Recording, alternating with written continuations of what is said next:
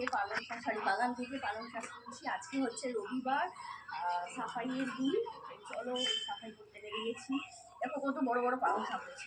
রবিবার তো থাকে না সাফাইয়ের দিন। ওই হলো আমার কাছে আজকে সাফাইয়ের দিন।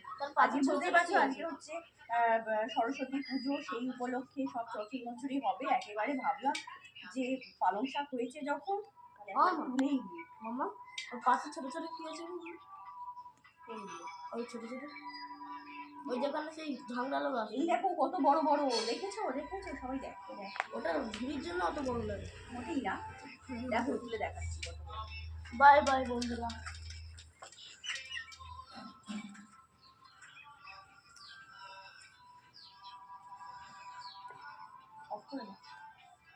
তারপর দেখা যাবে যে আমি এই শাক তুলতে গিয়ে আর ওই শাক তুলে দিই।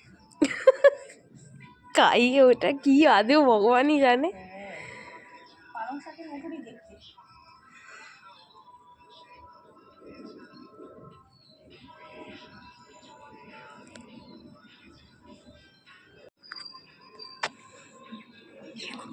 কত শাক! ও বাবা, তার উপরে একটা ধনে পাতা ধরে নিয়েছে। দেখো কত শাক।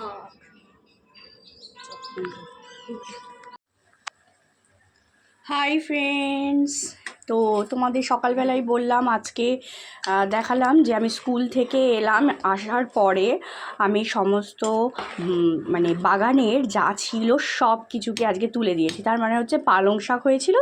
তো আজকে ভেবেছিলাম যে এই পালং শাক দিয়ে চচ্চড়ি করা হবে। এই যে পালং শাকের চচ্চড়ি করছি, এই যে গাছের থেকে তোলা পালং শাক, এই দিয়ে সবজি দিয়ে চচ্চড়ি হচ্ছে। তো পালং শাকের চচ্চড়ি আর হচ্ছে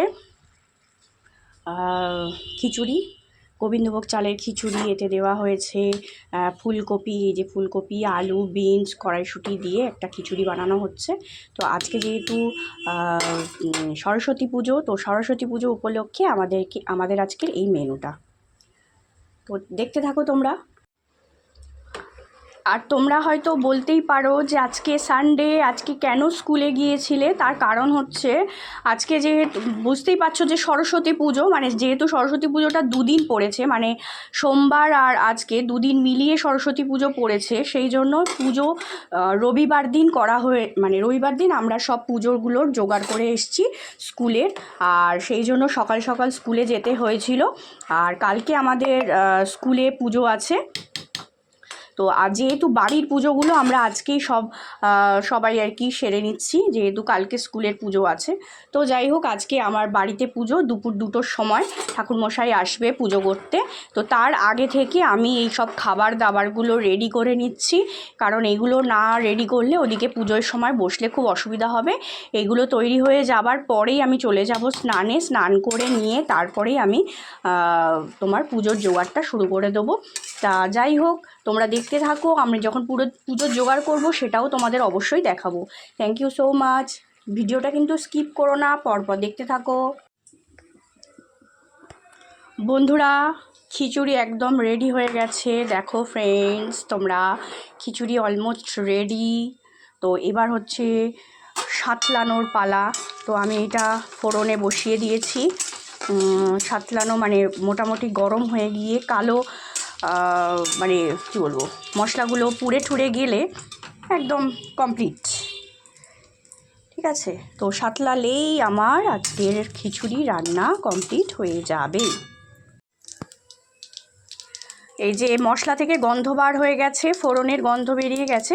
তো এরপর আমি সাতলে নেব। তো আমার অলমোস্ট খিচুড়ি রেডি হয়ে যাবে। তো বন্ধুরা দেখতে থাকো। এরপর আমার কাজ হচ্ছে পুজোর জোগাড় করা। চলো দেখতে থাকো। গোলাপ ফুল দিয়ে দিয়েছি।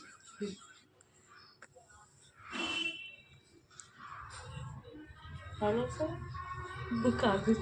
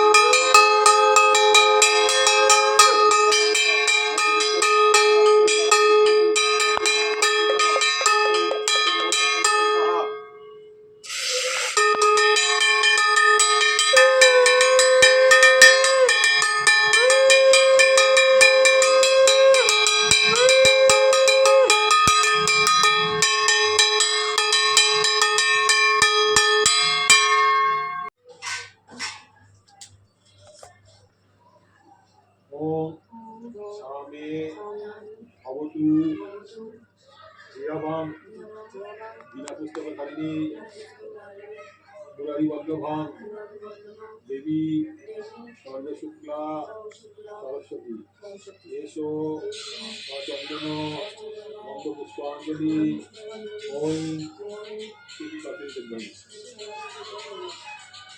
এবার মহাদেব বলবো